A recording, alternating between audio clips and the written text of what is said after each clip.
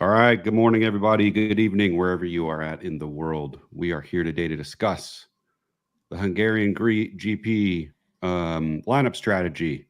Are we live? It says, I don't see ourselves. There we go. Now we're live. Hello, everyone. We're here to discuss Hungarian strategy for Hungarian GP. Lewis Hamilton's won here 8 times, which up until last weekend was tied for the most number of wins by a single driver at a single circuit, which we all know he now holds at 9 wins at Silverstone, which I'm sure we will talk plenty about. Before we get into it, some quick intros. I'm Ross, co-founder and CEO of GridRival. With me today, I have Michael Ursinoli, our CTO, Ryan Booth, president of the Logan Sargeant fan club and the director of business operations at GridRival, and William Laddie, our principal software engineer. Before we get going, remember to like and subscribe to our channels. Find us on Discord to stay on top of all of the most recent GridRival content and make sure you don't miss out on any live streams going forward. Let's get into it. British GP recap. Tons and tons of movement last weekend. 11 drivers up in salary, 9 drivers down. Nobody stayed flat. And if anybody remembers from coming into this race, there was not quite as much salary movement coming into the race. And there wasn't a lot of variation in terms of total price changes. Very, very different this week. So we had 5 drivers go up the full $2 million. We had basically 5 drivers go down the full 2 million. Esteban Ocon was the exception, down 1.9. So lots of volatility after last race. Again, nobody stayed still. The closest was Verstappen and Piastri, who both went up just 0.2. So as a recap, Hamilton, obviously, an incredible win from him and a comeback. I think we're all getting a little bit of a sniff that Mercedes is coming back. It's going to be exciting later half of the season. And an amazing win for him. Nico Hulkenberg, 6th place finish, and unfortunately took him out of talent driver range. So anybody that has him on a contract that continues to go in the future will want to be thinking about that. Let's see what else. Oh, Logan Sargeant. Should you take this one? Logan Sargeant up 2 million. Up 2 million, as we talked about, or as I've talked about for probably a long time, but we'll just say last week was the first time we talked about it. Up 2 million. P11, he was so close to the points. He qualified well, and he raced well. The few times we've seen him qualify decently well, we've seen him just drop like a rock to the back of the pack. But that didn't happen this time. So he is officially he's back. So we're back, all baby. In. He is not last in the championship anymore. He passed Bottas. Oh my goodness that gracious! 11th place finish beats Bottas's best of 13th. The momentum is through the roof. We're on fire. It's Sargeant time. We rode on everybody got a little bit of a ride on the stroller coaster last week, all the way up back in 2 million. Plenty of debates to be happening if he's back, if Aston's gonna make a little bit of a comeback. They're not super far behind, but let's see other notable ones. On the upside, we have Kevin Magnussen up 1 million, Yuki up 0.9, Fernando Alonso up 0.8. So Aston Martin had a pretty good week overall in salary. Lando pretty flat. Great race for him. Obviously, some strategic decisions at the end cost him a little bit. I mean, still strong 3rd place finish. Valtteri Bottas again pretty flat. Both of the Ferraris had unfortunate races. Obviously, Leclerc got knocked out in Q2, and then a rough race strategy that sent him in the back of the pack. George Russell also qualified 1st place. I think it was one of the first times in a very long time, or maybe ever, that first 3 qualifiers were all native to Great Britain. I can't remember if that's the first time or just the first time it's happened in a long time, and unfortunately didn't stick with it through all the way to the end of the race. Charles Leclerc down 2 million. Sergio Perez, another race. I think we recommended picking him up at a discount, or at least I did a couple races ago. So you should stop listening not all to of me. Us. Yeah, I think I liken that to catching a falling knife. And yeah, I think now that's right. Now the rumor mill is circulating about whether his job is safe. I highly doubt his job is safe, knowing the history of how Red Bull makes pretty quick changes when people are. I mean, this is rough. Ricardo This lost is not Sonoda. That's the question. Well, Who's yeah, driving that car? This is not as if he's finishing, 5th or 6th. This is in one of the best cars. He's having a really brutal run. So I have to decide. I put him on a 5-race contract 3 races ago, which has not gone well. So I got to decide if I need to dump him or. Yeah, I'll just say right now, and he's had a very hard time qualifying, and Hungary is best described as Monaco without the houses. Yeah. So you want to be avoiding drivers who do not qualify well this week. And Checo. I'm just looking at his salary fluctuation here. It's just, oh man, like this is straight down. This is rare. Like, yeah, that's been rough. So, it's either keep him and go with sunk cost fallacy and, hope that he improves. We'll see. And then to end, we got Pierre Gasly also down 2 million gearbox issues. So wasn't able to start. Any notable stuff I missed in there, guys? So Gasly, there's something of note there. He was going to start from pit lane. He took a whole new power unit, and supposedly there's some upgrades, and we didn't get to see what they do. If Alpine's got an upgraded power unit, I would imagine Ocon's going to be taking the same penalty one of these weeks. Yep. So watch out for that. If I was them, I would not do it at Hungary if I could avoid it, just because it's so hard to pass. I would look more at like Spa as the place where you might do something like that if you're Alpine. But just throwing that out there about Ocon. Yeah, and we will. Alpine's on one of my discussion points here, going over driver values as we move on. Ryan, Michael, any other thoughts on salary up, down? Anything I missed? Hulkenberg no longer talent driver eligible. I don't know if we mentioned that already, but if we did, the cutoff is 18 million. So he is no longer talent driver eligible. But if he comes back down 600K, he's back in to talent driver eligibility. So just wanted to call that out. Perfect. Any thoughts from the Logan club? Well, we talked about how poor Checo's qualifying has been. One of the fun facts of the season is that Logan has outqualified Checo more often than the other way around. So yeah, that is wild. Okay, let's get going headed into Hungary. William made some great points about the track itself and how you should be thinking about it strategically. Of course, we are always typically making decisions that span beyond a single race, but it's important to note. As I was going through the driver list coming this week, the things I saw in terms of potential value or sale, Russell was maybe one that stood out to me, down 2 million after the last race. Obviously, a highly ranked car, especially if you take the stance that Mercedes has to come back with his drop down to $2 million. I think rare usually to get a top 6 driver like that on a big discount. So do you guys think Russell's a buy this week? How many races would you grab him for? It looks like he dropped 2 previous to that. His last race was his highest salary of the whole season. So he was up to 27.2, which was his peak. Yeah, I'd be okay locking him up. Go ahead, Mike. So I was going to say, basically what happened is Hamilton and Russell swapped spots pretty directly with that $2 million swing. And our advice previously was go for the cheaper Mercedes driver, because they have very, very similar outcome potentials and you get to save the additional money. So I would stick with that. If you don't have a Mercedes driver right now and you're looking for a Mercedes driver, I would be leaning towards Russell just because you get him for a slight discount. Yeah, I'm locking Russell up. I think he's the quicker of the 2 Mercedes drivers. I think Russell wins the race if the car doesn't let him down. I miss the days where they just ran the cars until they dropped. None of this like power unit saving like you have now. Yeah.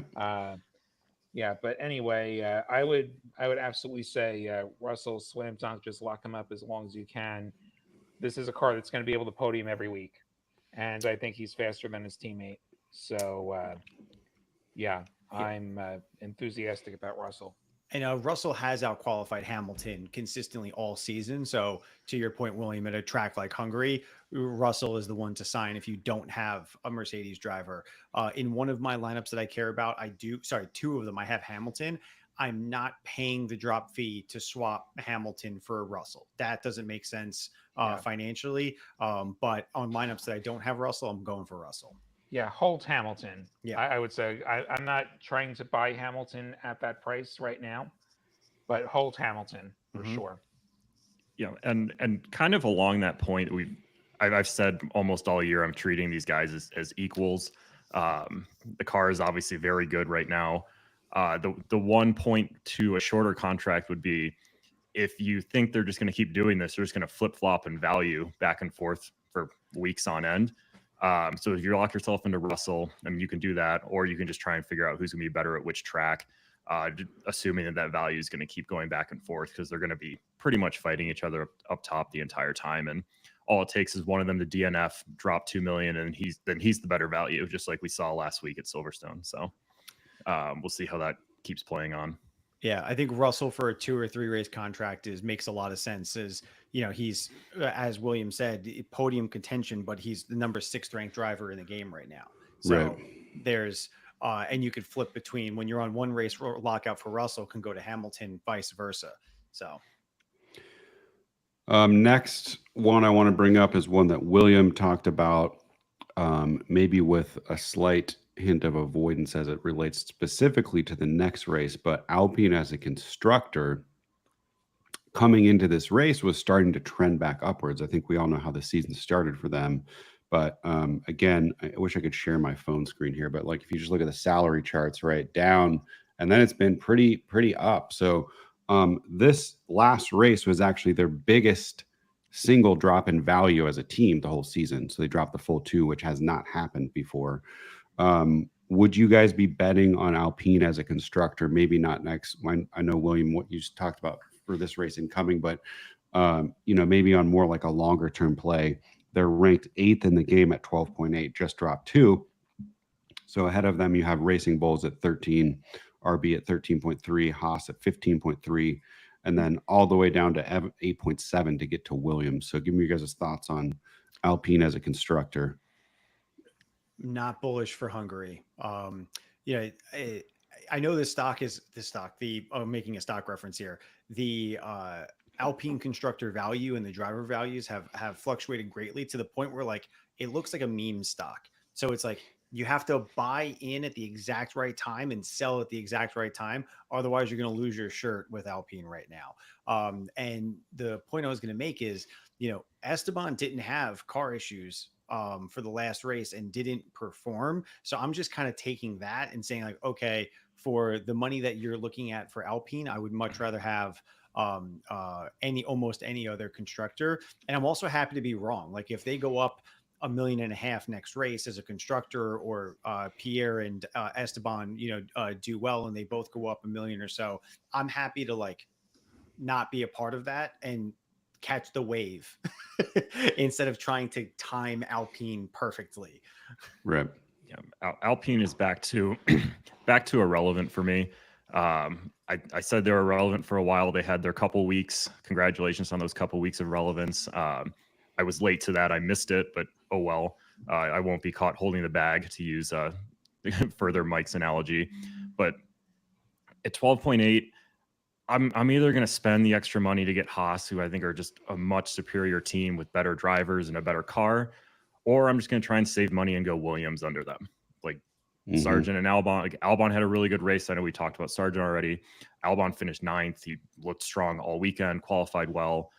So who knows if what Williams did there is for real. I don't know if Hungary's the best track for them, but still, I'd rather save the $3 million. Actually, it's more than that. It's like $5 million. Or I would just spend the extra couple million to like go grab Haas. For me, Alpine is just stuck in that middle zone of I want nothing to do with them. Yep. Yeah. Alpine, like Hungary could be okay for them. It is more of an aero track than a horsepower track. I do wish we had gotten to see how the power unit performed for Gasly. Like we unfortunately just didn't get to see any hot laps. I'd like to know that it's faster. I'd like to know that it's reliable. We'll see if we get any clarity on Ocon, like as we go through practice, whether they'll take a power unit penalty or not with him. If they don't, I could justify Alpine this week. but then maybe not for Spa next week. So like one race max, I would say. So that's where I stand on Alpine. Like they have a decent ceiling, particularly this week, but they're not a long-term play right now. Any other drivers or constructors that you guys see on the list as on sale this week? Drivers on sale. And well, we talked about Russell. So people might get tempted by Leclerc. Yeah, I was just going to say no. that. Ferrari is in free fall. I think Ferrari is the fourth best team right now. Like you have Red Bull, Mercedes, McLaren, and then you have Ferrari. I can't even say Red Bull's the top team because one of their drivers is an anchor. Yeah, for sure. So let me change that. Let's say Mercedes, Red Bull, McLaren, Ferrari. Ocon might be a discount. We talked about that. Sargeant might be a discount if you think he's actually for real. Well, I mean, what do you think, Ryan? I mean, I think Sargeant is probably properly priced. We've seen this before. He has a good race. We're in the trust tree. Nobody told him I'm saying this, but yeah, this probably isn't the best track for him either. I'd like Williams a lot more at Spa, which is coming up later. But if you have Logan Sargeant on your team, let's be real, it is just a value play. It's you needed someone to fill out the bottom of your roster. And, if any type of gains he brings you are great and you'll take them. But, he's not winning you a league. He's not scoring 1 million points every week. Silverstone is very much probably an outlier in terms of scoring. Hopefully he keeps it up. I really hope I'm wrong. I'm going to call in here and say he's going to finish in the points every single week, but we'll see what actually happens. Yeah, just got to qualify. Just got to qualify. Track position is everything in Hungary. You just got to qualify. Yeah, and I wish I didn't have him on cooldown last week. Right, and even though we've seen Logan be slow in a lot of places, he is finishing races now. He had a couple P20s. Like he is finishing races, which is, the bar is set very low. And then back to the Leclerc point. I know Williams said their Ferrari is very firmly the fourth best team, but Leclerc's priced like that. I know the upgrades they rolled out were a disaster. I think they can qualify. Leclerc is a good qualifier for the most part. I know he got screwed over by some of the strategy, got knocked out in Q2 last weekend or the weekend before. But Leclerc is interesting to me. I would never touch Sainz at these prices. I'm still trying to weigh what I want to do with Leclerc, though. But he's in the mix for a potential roster spot, and I do think he can have a strong weekend. But at these prices, I would never play Sainz. So your bet on Leclerc is, at this race specifically, he qualifies well, and we don't expect much grid movement, much like, not quite like Monaco, but up there. Yeah, and I also just think he's a better driver than a $23 million salary. I know he has to contend with Ferrari strategy issues, which is not easy. Yeah. And actually, this is another really good point for Mercedes. You look at what we've seen recently with McLaren and Ferrari, they're strategical nightmares. Like McLaren has screwed up a lot of different things, despite having maybe probably the second best car, maybe even better than Red Bull in some places. They screwed up Lando's tires. They screwed up Piastri's pit stops. We've seen this in the past. They're too good now to be making these mistakes. They're contending for wins. They can't be doing this anymore. And Ferrari is Ferrari. So that's another point for Mercedes. They're going to take care of their drivers for the most part pretty well. Right. Yeah, well said. Let's go to some Q&A and then maybe come back. We'll open it up with a disclaimer from Blake that says, since listening to the show, I've gone from first to sixth in my league. So there you have it, ladies and gentlemen. Take all our insights for what you will. Can't bank on anything here, right? Stuff happens. Comment from Archer, great signing for Logan Sargeant, +2. He scored 47 points above average. So that's music to your ears, Ryan. Oh, yeah. Is Hamilton worth it, or is George better choice with Merc? And who is better value at Ferrari? I think we kind of just covered both of those, right? Yeah. I think Hamilton is a fine buy, but he's not on sale like Russell is. So if you have the choice between those, then it's that cut and dry. I think we're probably all saying that Russell's the clear driver on sale right now. If they were the same price, I would go Russell as well. For what interesting. Is it a good idea to sign Ocon and Perez? I definitely don't think so. Don't touch Checo. Do not touch Checo. Yeah, it's just like so unlikely that he's going to have some sort of comeback at this point. When this started in my mind, I was like, oh, he's going through some quick, spell he's going to get out of. But it seems to me that there's something more serious going on with his racing in general. I would not touch him. Ocon, I mean, we kind of touched on Ocon as well. Like, I think if he doesn't have a power unit penalty, I like him for this week, but I don't like him as much for Spa, which is more of a horsepower track. And it's also a place where you're more likely to take that penalty that I think we can assume he's going to take since Gasly took one. Yeah. Sorry, I'm just reading through comments here. I got one driver spot open. I can afford / have available signs, Piastri, Leclerc, and Perez. Piastri has the best car, but doesn't seem like a value pick. I like Piastri. Yeah. Where's Piastri? Piastri is 25.4 million. Yeah. Fifth. Yep. And you look at it too. He finished those fourth. four, I like him. Yeah, he finished fourth, but they screwed him over on pit stop strategy because they didn't want to double stack. Like, I think that I don't remember how many seconds that cost him, but it was a lot, and he still finished up in P4. Like, he legitimately wins that race or has a chance to. Maybe not, but he has a chance to be up on the podium for sure. And we saw his podium a couple of weeks ago after his lap got deleted in qualifying. Maybe he wins that race too. I'm still high on Piastri. Yeah, and if you go through his list, deducing the obvious no's, Sainz is a no. We just talked about Perez is a no. So it leaves you Piastri and Leclerc. And I think Piastri is, if you're making a more kind of safer, consistent play, to the points we just made about Leclerc, like he's listed at a lesser price and just dropped 2. So he's certainly tempting, but maybe the more risky play for sure.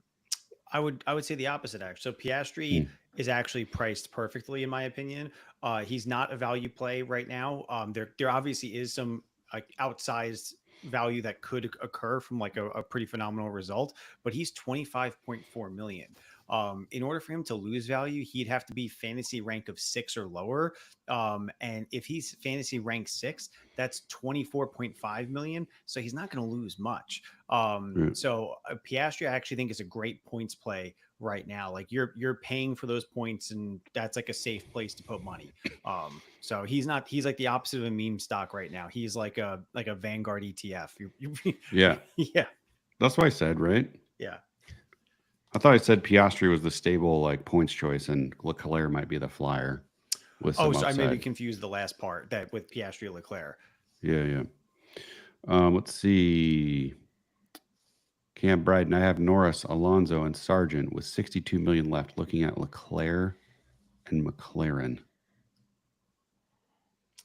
That's only 5 drivers. Yeah, so you have to fill 2 driver spots. Norris, Alonso, Sargeant was 62. Looking at Leclerc and McLaren, so he doesn't have 62 on 2 drivers. He has 62 on 2 spots. On 3 spots, he's got to spend 62. We haven't talked about McLaren as a constructor. Second, 26 million, up 1.3 after the last race. To me, again, I think it's the same point, Michael, you made on Piastri. I think it's a value / points play. Their 8 race average points is the highest on the board at this point, because you have kind of Mercedes going up through the ranks. They are ranked first in salary, not by much, but their 8 race average is 151. McLaren's 157. Red Bull's all the way down at 147, obviously because of Sainz. Yeah, my vote on McLaren is stable choice. Probably not going to do anything other. Or I would just say I'd have limited expectations of what you're going to gain from them on salary. I think we feel probably different about Leclerc, but you have a little bit more risk there. So I think the context I would be making that decision is where are you in your league? What's your total team value? He's got 62 million. He has 3 drivers, Norris, Alonso. So his total team value is like, my guess is not much over 100 if I'm reading this right, but I don't know if you guys have any thoughts you want to add for Cam. I would definitely be signing McLaren if I had like north of 125 million in bank value, because they're a stable choice right now to pay for those points, because they're generating more points on average than anyone around them. So yeah, I would go for McLaren over Mercedes, and I would only take the $3 million save to go to Red Bull if I thought that Perez was going to do something. Yeah. And I made that bet several races ago and it has not worked out. Yeah. All right, jamming out. I have a budget of $74 million. Excuse me, with George and Alonso on my team now. Hamilton, Hulk, Sainz, and Haas locked for this week. I'm thinking Piastri, Leclerc, K-Mag, and Williams. He has George and Alonso. Are you going to run Alonso talent driver?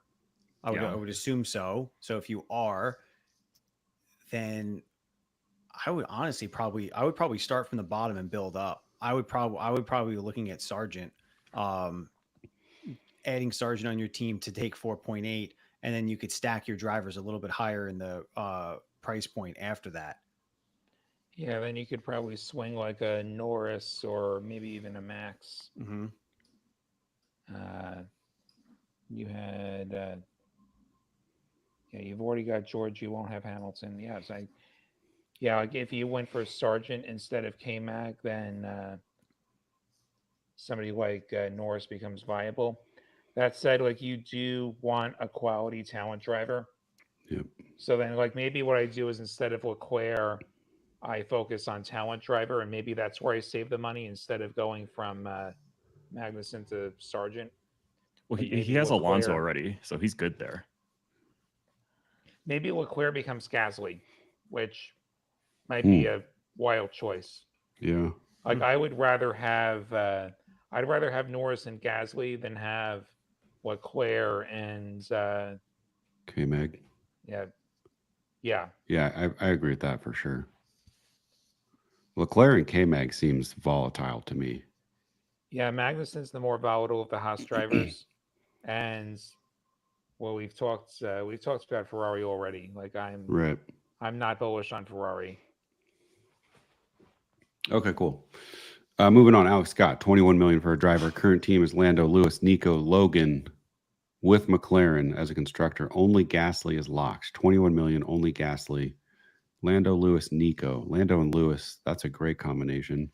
Yeah, but he doesn't have a talent driver. Nico he's on my discussion point for which we can just get into at this point. The question I have with Nico at 18.5, can he really go up that much? And just looking at our chart, I think the only way he can continue to go up is because Perez is in free fall, and Perez is the only one ahead of him that I think Nico could surpass because of that. But there's not much more upside, in my opinion, with him. The thing with Hulk as well is he has to compete with the Astons. He has to compete with the Alpines. There's no guarantee that he's like the best of the. He's the best of the rest. Like he's not going to be your ninth best driver every week. Yeah. So like I'm not buying Hulkenberg. To circle back to the original question, like it sounds like what you need then with the 21 million, like you're looking at a talent driver. And I would say like look at either Aston is an okay choice. Like I lean Alonso a little bit. We've talked about Gasly. Like Gasly could be a viable choice if the car looks fast in practice. I just gotta say though, look at this salary chart. What a hell of a year for Nico. Yeah, I don't think I've seen that maybe ever. We had Haas down at the bottom at the beginning of the year. Haas was openly saying in testing, like, we're not trying to go fast, we're trying to figure the car out. And Haas was not looking good at the beginning of the year, but Haas proved this wrong. Right. And other teams proved this wrong the other way. Like they were. Well, I would also say Hulkenberg's just had an incredible year so far, just as a driver. I mean, K-Mag's still in 16th. They have the biggest spread on the board, tied with Verstappen and Perez right now. But Yeah, to your point, they obviously did put a good enough package to get a driver up to, essentially almost top half, which is outstanding for sure. Okay. Did we answer this guy's question? 20 minutes. I have a quick point on Hulkenberg. If you have him for one more race, you might want to look at paying a drop fee and just subbing him out for Alonso. You get Alonso talent driver eligible, and then if Hulkenberg does have a bad race, he's back in talent driver eligibility. And as good as Hulkenberg is, I don't think he has much more room to grow. I think if you have him for a few more races, you keep him. He's been great. He's just stacking up value for you, and he's probably going to put up decent points. But it doesn't take much to have one bad qualifying run. He can't make his way up through the field. He drops 500-600K, and then you're locked out of a talent, like by far the best talent driver option. So he's worth maybe getting rid of if you don't think he's going to have an awesome weekend in Hungary, which I think is potentially a thing. And I actually would rather have Alonso anyway than Hulkenberg this weekend. Yeah, interesting take. Let's see. Is any Alpine driver worth? We talked about them. We don't need to touch on that. Let's see. Season being halfway over, I'm 12th in my league, but second in salary. Should I lean more towards points? I would love to know what your salary is, Alex Scott, but without knowing score it, some points. Yeah, we got to be scoring some points now. 12th in the league. I'd be curious how many people are in that league. If there's like 20 people, then that's for sure a reason to focus on points. If there's 600, maybe a different answer, but yeah, for sure. I think if your league is of the smaller type, and that 12th is the bottom 60th percentile or something, then absolutely, I agree with William. We got to start focusing on points. And if you're north of 130 million, you should be focused on points because you could put together a pretty phenomenal lineup with that. Around 120, 125, you probably still should be looking for a little bit more value, like having a balanced lineup, I would say, between points and value. If you're south of that, then yeah, you're still going to want maybe one or two more races purely looking at value, and then come guns blazing when you come back from summer break. Yep. Best driver under 9 million. There's only 3. For Logan me, Sargeant. I would go Sargeant simply because, I don't think that like Joe and Bottas are going to be outperforming at such a magnificent level, and he unlocks, by signing him, you save another $3 to $4 million that you can deploy maybe at a driver towards the top of the grid. So that's me. I don't think Bottas and Joe excite me that much. No, I'm not a fan of Sauber. I think you guys are spending way too much time around me, because I think last year or even earlier this year, I would have never expected to hear a unanimous, "Oh yeah, Logan Sargent's the best guy over here." I was laughed out of the room every time I brought him up. But now look. Well, just wait till the salary goes. Wait till the salary goes back up to like 6 or 7 million. Then we'll start advising people to drop him again. It's still better than Joe. Yeah, and he's still probably better than those two. Yeah. Let's see. Nicholas, why have you gotten rid of the 50 player plus sprint? Haven't seen available. That'll come back here in another race or two. Don't worry. Nicholas talking about a game we have in the United States for people in certain states that they can join with real money. That will return probably not this weekend, but for sure by the after the summer break. Let's see. 61 million need a driver and constructor. Hold on. I'm gonna have to buy 2 drivers for my lineup. Is it worth paying the release fee for another driver to make sure I can afford to fill my lineup and get a talent bonus? Absolutely. Yes, always for run sure. a full lineup. So if you can't run a talent driver, it's like you're short 2 drivers instead of 1. Correct. So always have a full lineup. Yeah, and that is an unfortunate place to be. I think we've all probably been there one time or so where, just the way contracts fall, like you don't have enough money to pick somebody up and you got to drop somebody. So in consideration of who you drop, just remember that the drop fee is a flat percentage. And so, for some of your drivers at the higher price point, it can be pretty spendy. But if you can get away with dropping a driver that's, that's maybe 10 million, it's only going to cost 3% of that. And so, that may leave you with enough to solve your problem without having to spend a lot on drop fees.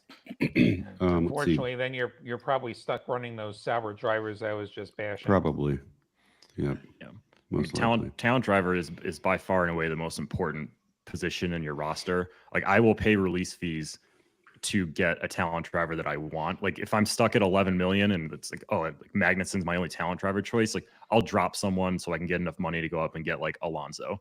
I think that is one of those times where it's worth it to pay early release fees, is when you can set yourself up with a really good talent driver. Yep. All right, Anrox, I got 37.4. I need 2 drivers. I have Hamilton, Stroll, Yuki, McLaren. Max and Joe are locked. Oh no, Joe is locked.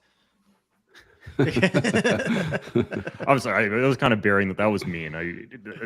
It's probably not good you had him on your roster at all, but that's okay. He's probably not listening to the show though, so we're probably fine. Yeah. Okay. Hamilton and Stroll, the stroller coaster. Yuki and McLaren. 37 for 2 drivers. I mean, if you sign Logan, you could have your pick of any other driver. Yep. So that's something to consider. And if you wanted to come up, I would say, you're looking at like Albon or Magnussen, like 10, 11 million.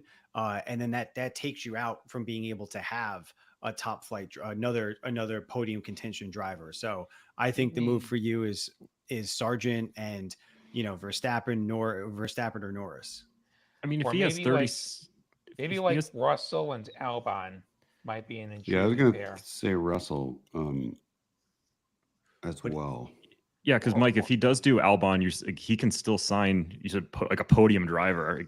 I mean, Piastri and Russell are certainly podium contenders every week, at least in my mind. Or like Russell and Magnussen is another potential pairing. Yeah, but didn't he already have Hamilton?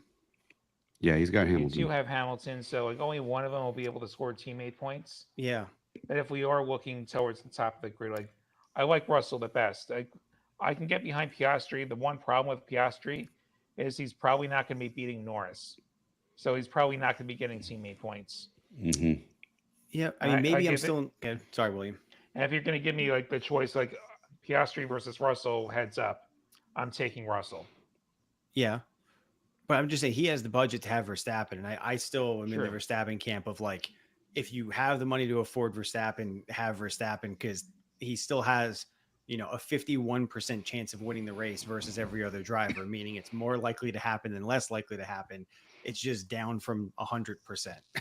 Yeah, like you can't just don't expect that when that contract ends, he'll still be worth 30 million. Yeah, he might be 28, 29. There are cars that can beat him, and like I do think it's getting to his head a little bit. Like we've seen him damage the car a few times now, like out of desperation. Like we saw the collision with Norris a few weeks ago. Like we saw him tear his floor up last week. Yeah. Like we might be seeing the return of Crash Stoppin', as they were calling him a few years ago. We've had 2 questions about best constructor value pick. I don't know if you guys have any thoughts. We touched earlier a little bit on Alpine. The constructor board is kind of weird right now. With Mercedes at first and Red Bull in third. I don't see a ton of value at the top. Aston, if you think they're making some sort of comeback, they're still at 17 and 5th. Like they could maybe swap with Ferrari if Ferrari continues to have some rough events, and if their upgrades continue to not perform, you could maybe see more of a. I wouldn't bet on a flip flop, but yeah, I wouldn't say Aston catches Ferrari. Yeah, like I think Ferrari is around their ceiling. I think Aston's around their ceiling. If you want a constructor that's like underranked, like towards the bottom, I mean, Sauber and Williams can flip flop. Like I don't know that Williams is legitimately faster than Alpine. Like Alpine probably has some room to grow once we have a little bit of clarity on the power unit situation. And we're just talking about room to grow financially. If we want points, saying Mercedes and McLaren, hard to go wrong with either of them. Red Bull's problem is that they don't have 2 drivers. They have Yeah, at most for sure. 1.5 drivers. Well, counterpoint there is Red Bull. If you look at the salary chart of Red Bull, it's been in free fall because of Perez. So if you're a player who's like banking on Perez, call it a return to form, he's in the top 4, he's in the top 5. Red Bull's 23.3. They can get back up and climb in value, to 25, 26, 27 if Perez delivers. So anyone calling that shot is going to probably have like a good return on investment for Red Bull. And then not a good value, but like maybe a good risk choice would be Alpine. Is like, if Alpine has the potential to probably jump the most spots when they're in top form. So if you could call that right, kind of that meme stock reference I said before, it could work out really well. Like they could jump Racing Bulls and Haas in a single race and even give Aston a run for their money. So you could get a big weekend out of them.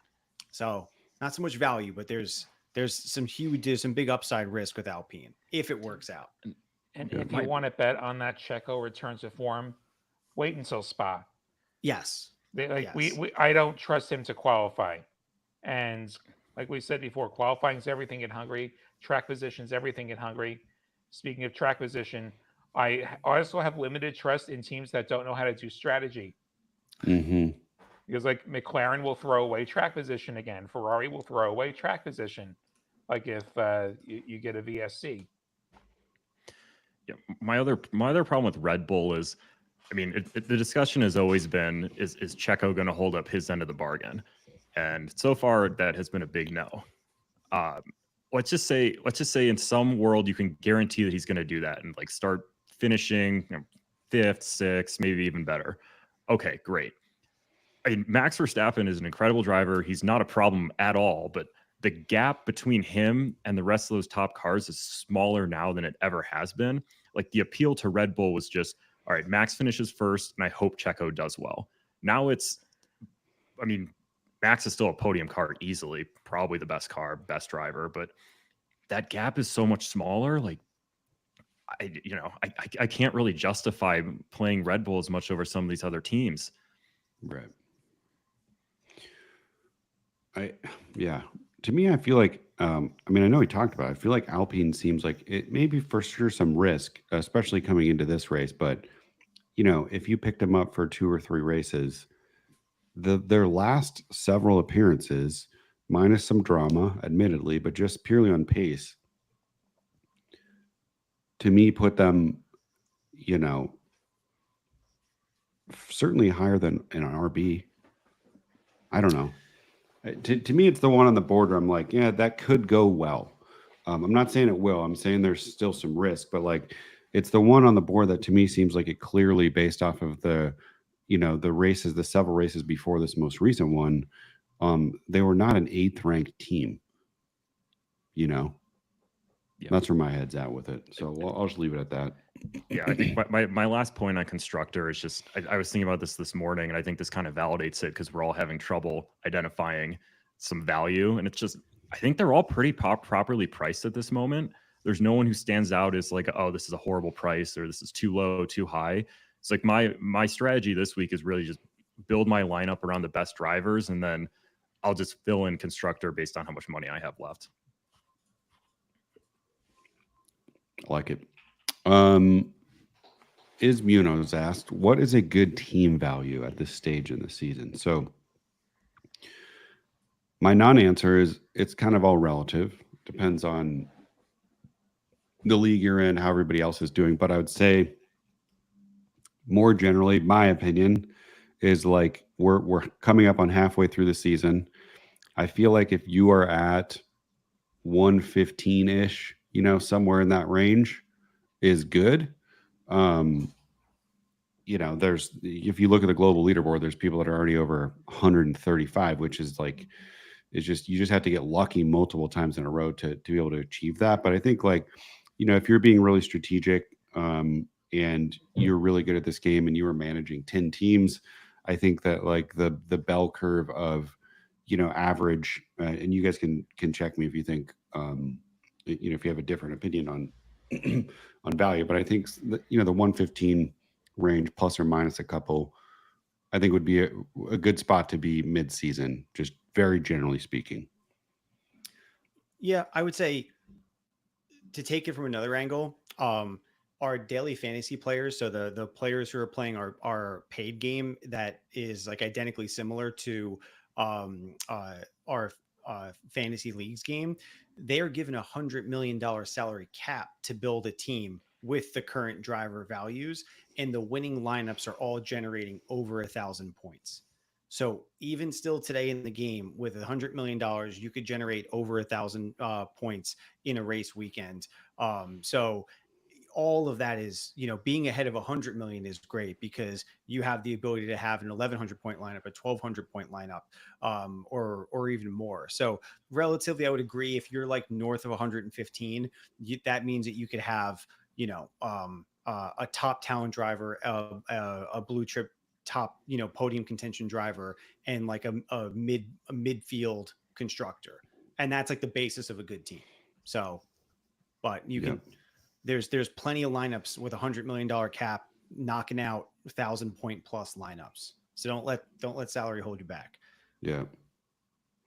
The number one person on the global leaderboard is 149 million, which is just, I mean, you gotta be lucky to get there. If you're at 115, you're probably in the top 0.25% of team values of all active teams. So, I mean, that gives you an idea of where that would put you just globally. Who would you pick for double points this week? I can pick anyone except Logan. Well, he was going to be the first recommendation for me. Yeah, I mean, to me, like the obvious ones are just the guys running talent threshold. Again, it depends so much on the rest of your lineup and what you have from availability. I don't think I'd be picking Stroll. He's coming up on the peak of the stroller coaster, or is at the peak. Last race was flat, so just from my history with adding Lance Stroll to my team, it's a very personal decision. I'd be looking at trends and if he's kind of peaked recently, but I think like Alonso to me seems like still a really great pick. I'll say Gasly, Alonso, Ocon, Tsunoda in that order, assuming we don't get any surprises with Alpine with like power unit issues or penalties. Yep. Like I actually really like Alpine this weekend. I might end up eating those words. You may. Yeah. Someone here will let you know. Yeah. Yeah. Let's see. We've got actually, just in case he's still here. Yep. The username is ConWAJC33. But if you are really Jay Conway, the third person on the global leaderboard, email us, support@GridRival.com. Maybe you can get a guest appearance on the show. Love to talk to you. He did say I'm third. He just said third global 144. Yeah, and that person also had one of the higher scoring. Jay Conway in the game had one of the higher scoring lineups in the game. Got it. Yeah, so like I believe he jumped up a few positions. Correct me if I'm wrong here, but this was his lineup. Give you some flowers. Verstappen, Piastri, Hamilton, Hulkenberg, Alonso, McLaren. Up 6.5 million in contract value, 1,112 points. That's well done. Crazy. Well done. Must be nice for none of your drivers to have problems. Yeah, I mean that's what I've been saying all season for those who've been following. Is like once your team value gets kind of, I feel like every season it's around 130 plus or minus. When you get over that peak, it's really hard to go backwards, just because you can really start picking from the middle to the top of the field a lot more. And people and stuff are going to DNF, but like usually when you're picking top drivers and you can grab long race contracts, like even if they have one bad race, you can recover from it. So okay, so yeah, shoot us an email, support@gridrival.com. Who would you pick for double points this week? We already talked about that. Can you share your insights on the Hungary track and what teams drivers will benefit most from the track style? I think, William, you're probably the best person to talk about that. We've mentioned it a little bit. Hungary is tight and small relative to other tracks, so it's going to definitely be a heavy qualifying track. So just consider that. You know, and this is an arrow track. This is not a horsepower track. Right. Can you explain an arrow track, William? Well, and you have lots of turns. Like you want downforce, you want stability, you want cornering, things that you get from your aerodynamics. Like it's not a question of how big your power unit is. It's a question of how fast can you take those turns. So that's the long and short of it. Compared to a place like, say, Monza, where they'll go after the break, where you have teams running negative wing. Like they have like anti-rear wing because they don't want that downforce. They just want to go fast. They don't want any drag, right? Yep. So, and Spa is more of a horsepower track as well, which is where they're going to be next week. Yeah, for sure. Very different. Unless it rains, then it's there's a 2-lap race. Kind of deal. Yeah. Well, now they have a rule. Those 2 laps have to be under green now. They can't just be safety car laps. They made a rule because of that race. They should have. That was abysmal. Okay. Only 9 minutes to go. Michael Toaster Boy, how long until Perez hits talent driver level? Could be this race if he has another showing. I mean, he's at 20, so he only needs to drop 2 more. Well, it's got to be below 18. Yeah, so it's going to be 17 so 9. after That's right. Spa. Yeah. 2 more races. So After more Spa. races. But then the question is, does he have talent? The question, if it comes to that, though, the question is really, does he have a job? Like I can't even be sure that he would have a job if it goes that badly. Is he on our board? Yeah, I don't know. I promise you right now, if he's talent driver eligible, I will be an idiot and I will run him. Yeah. Yeah, I mean, he's getting to a point where it's like he's got to have a turnaround, but maybe it doesn't happen. I don't know. Let's see some final questions here. Joshua, I need 2 drivers and a constructor at 53.7 to spend. Current team is Norris, Piastri, Alonso as talent driver. Well, I probably wouldn't stay. I'd stay away from McLaren if you're already stacked on McLaren on drivers. 2 drivers and constructor. Norris, Piastri, Alonso. Constructor, I don't know. I mean, it depends how long you want to contract, but Alpine's 12.8. So I would leave him with about 30 to spend on 2 other drivers. I think Norris and Piastri, he's already got some weight at the top of the scoreboard. I think Gasly, William, you're a fan of Gasly, but if you're going Alpine as a constructor, might be a little bit too heavy or risky there. Maybe like Russell, Gasly, and Williams. Yeah, I like Russell. You could do Sargeant, McLaren, Hulk. If you want to be tripling down on McLaren, though. If you don't want to be all in on McLaren, you just put Mercedes in there instead. Mercedes is perfectly fine to run as well. Yes. He said that he's thinking Verstappen, Albon, and Alpine. Okay. I don't hate that.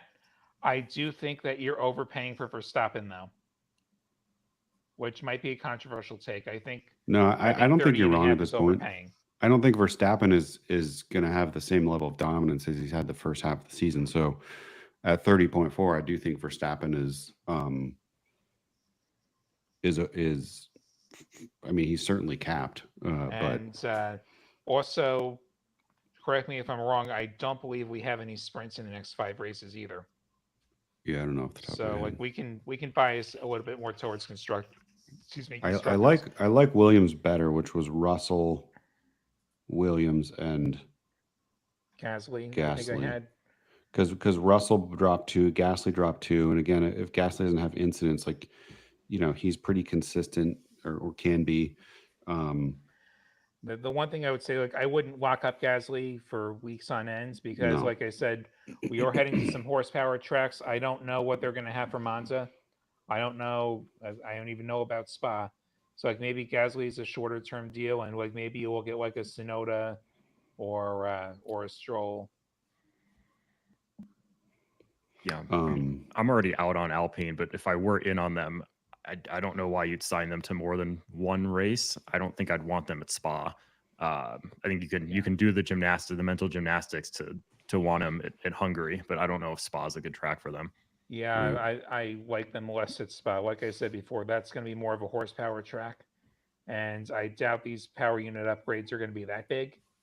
And I also wouldn't touch Alpine for. I think we said at the top of the show we saw Gasly take the power unit penalty, in part because there were upgrades. I'm assuming that Ocon's going to do the same at some point. I wouldn't do it at Hungary if I were them because you can't throw track position away, but I could see them doing that at Spa. Total speculation. I don't actually know, but like that's when I would take it. Right. All right, a couple more questions to close us out. I took the Logan option after the last Q&A, only 3 races. I was worried about the break. Didn't he do well? Up 2 million. Oh, go Logan. The fan club is growing. Fan club's growing. Only when he does well. Fan club will be receding very soon again, I'm sure. Max, Norris, Alonso, Sargeant, Williams, missing 1 driver with 29. This guy must have a lot of money then. Yeah. That's a stacked team to still have 29 million in your bank. Russell. Yeah, I would go Russell for sure. Max, Norris, Alonso, Max. And if he's locked, then Hamilton. Mm-hmm. Yeah, I think that's... Couldn't disagree. Yeah, good problem to have. It's so much money. Yeah. Okay, Max, Norris, Alonso, Sargeant. Oh, we already went that. First year playing. Great game, guys. I've been loving it. 40th globally. What a hell of a first year. Glad you like it. 40th. That is impressive. Leave us an app review. Yeah, exactly. It's true. I imagine that everyone in like the top 100 globally, like they're not coming here for advice because they're clearly better than us at the game. They probably just come here to laugh at us. Probably.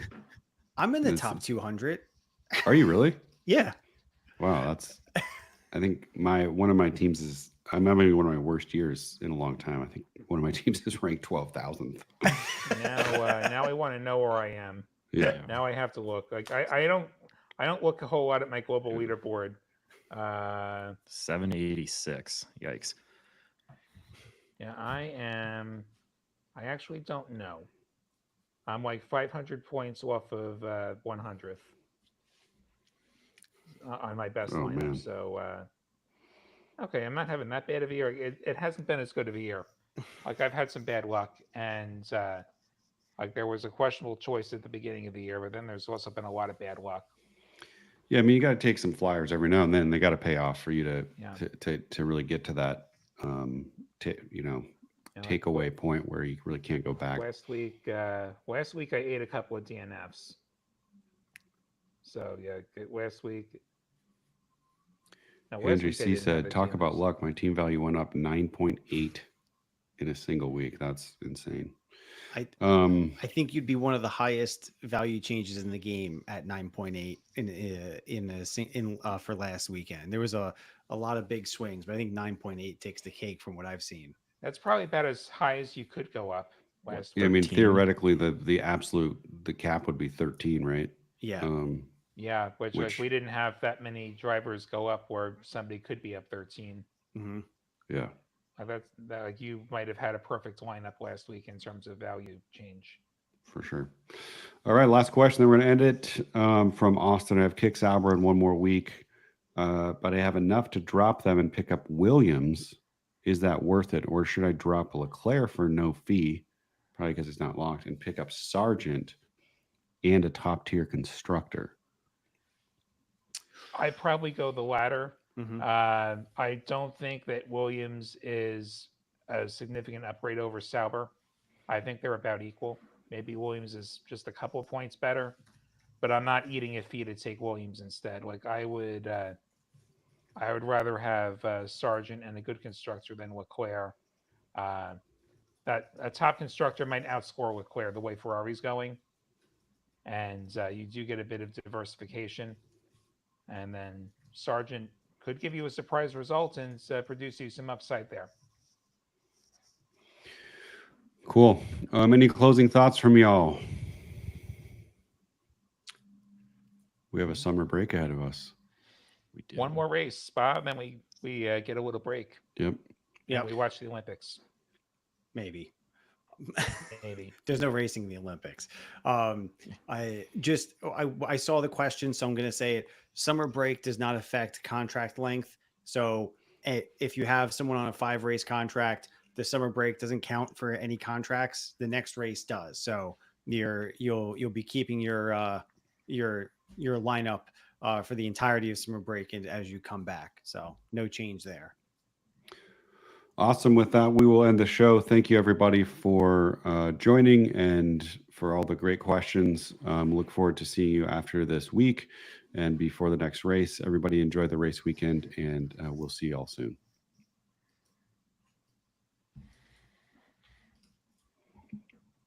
And